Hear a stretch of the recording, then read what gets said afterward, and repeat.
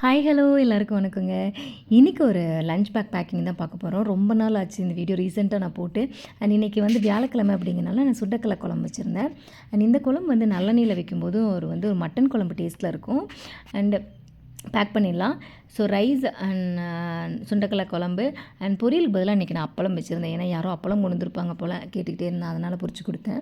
And snack எப்போயுமே உனக்கு 2 snack back ஆகும். ஒன்று இன்றைக்கி மாதுளம்பழம், இன்னொன்று டிஃப்ரெண்ட்டாக நான் கொய்யாப்பழமும் தேங்காயும் ஸ்நாக் வச்சு கொடுப்பேன்.